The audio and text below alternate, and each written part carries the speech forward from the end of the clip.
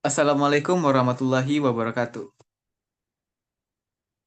Pada kesempatan kali ini, kami sebagai kelompok ini mempresentasikan proyek akhir sistem informasi akuntansi kami. Judulnya, Analisis dan Permodelan Sistem Informasi Akuntansi pada Siklus Bisnis Usaha Adifa Fotokopi.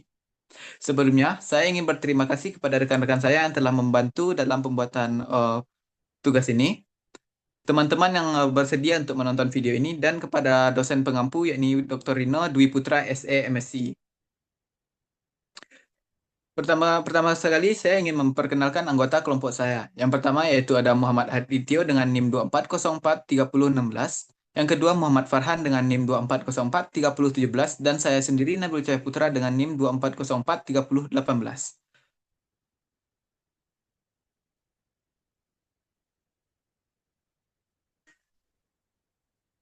Kita lanjut ke poin yang pertama, yaitu profil usaha. Nama perusahaan yang kami ambil adalah Adifa Fotokopi. Lokasinya yaitu di Jalan Utama Dadok Tunggul Hitam, Kecamatan Koto Tangah, Kota Padang, Sumatera Barat, Indonesia. Bidang usahanya adalah bergerak di bidang layanan percetakan, fotokopi, dan penjualan alat tulis. Struktur organisasinya adalah usaha ini sepenuhnya dikelola oleh pemilik tanpa karyawan tetap. Seluruh proses operasional, mulai dari alat pelayanan, pengelolaan stok dan operasional mesin ditangani langsung oleh pemilik.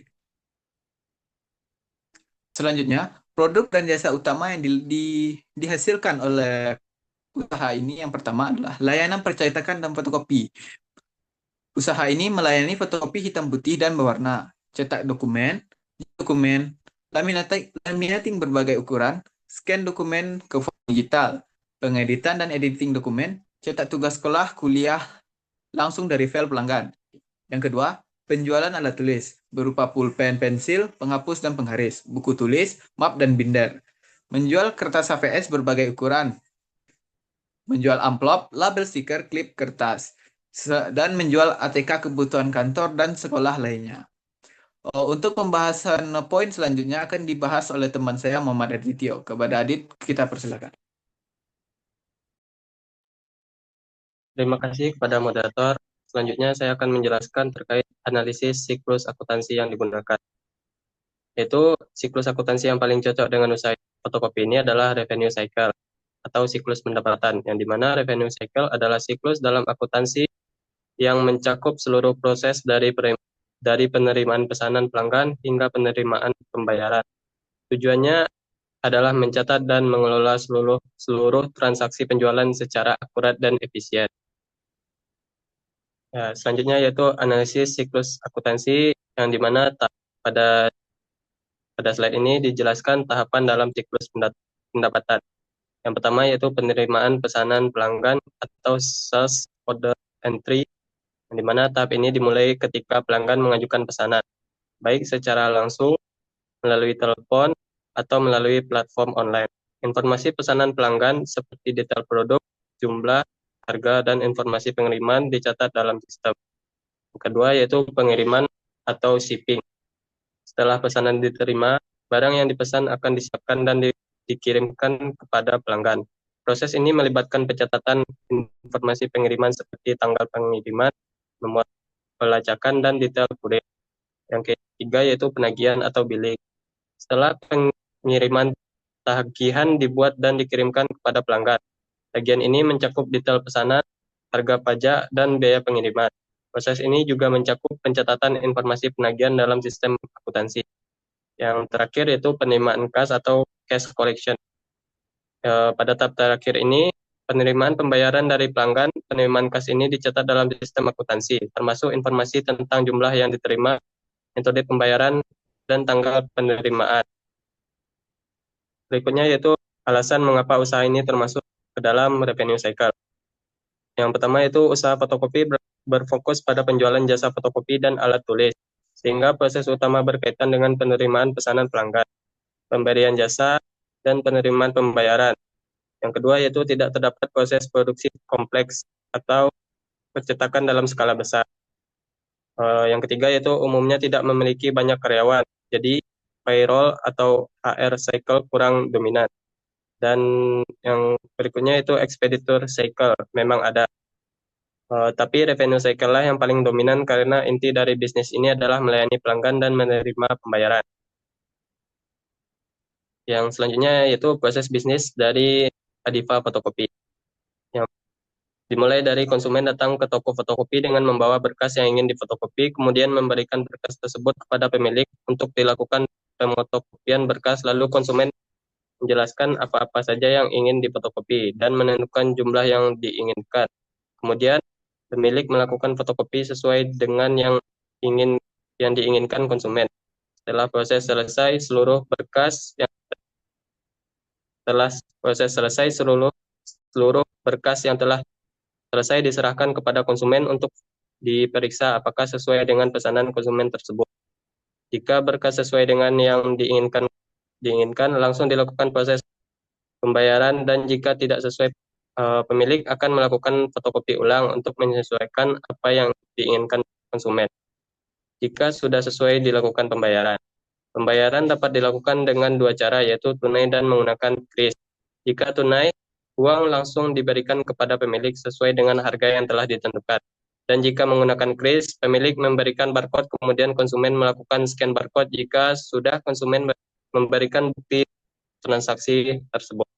Selanjutnya saya akan menjelaskan sistem pemodelan yang digunakan.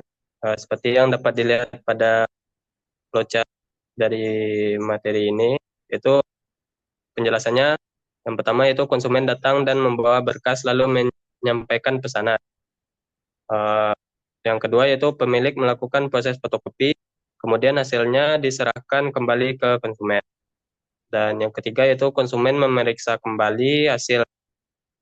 Jika sesuai dilanjutkan ke proses pembayaran, dan jika tidak sesuai pemilik melakukan penyesuaian ulang. Yang keempat yaitu konsumen melakukan pembayaran dengan dua pilihan, yaitu tunai ataupun kris melalui barcode. Dan yang terakhir yaitu pemilik menerima pembayaran dan menunjukkan bukti. Lalu proses pembayaran dinyatakan selesai. Adapun simbol yang digunakan dari flowchart tadi yaitu yang pertama opal, yang dimana simbol untuk permulaan atau akhir dari suatu kegiatan. Yang kedua tanda tanda panah, yaitu simbol yang digunakan untuk menghubungkan antara simbol yang satu dengan simbol yang lain.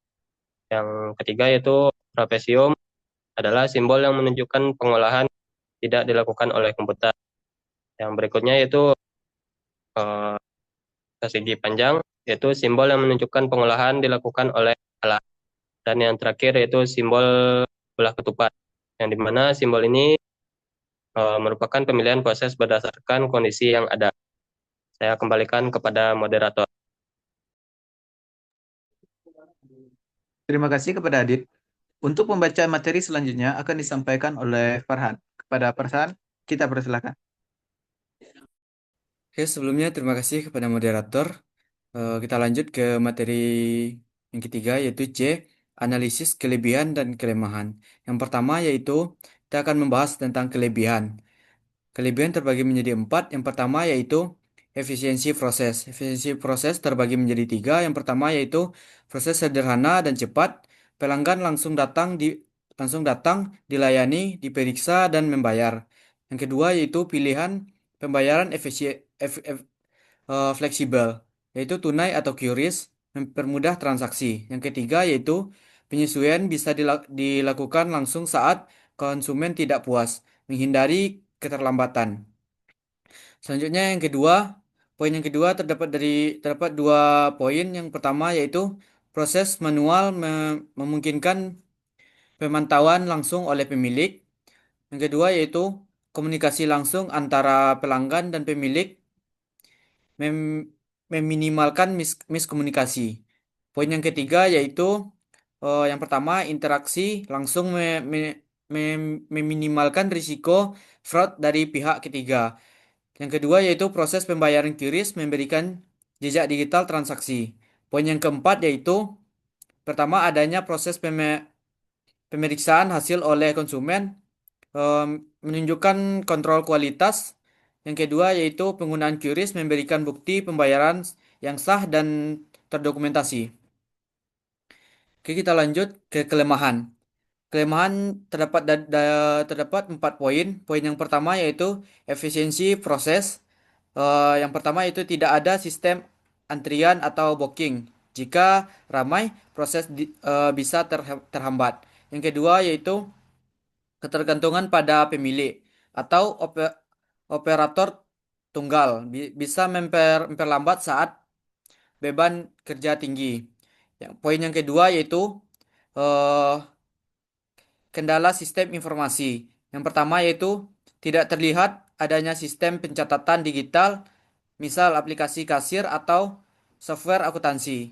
Yang kedua yaitu data transaksi harian kemungkin kemungkinan tidak terdokumentasi secara sistem sehingga rawan kehilangan informasi untuk pelaporan atau audit. Selanjutnya poin yang ketiga yaitu risiko kesalahan atau fraud.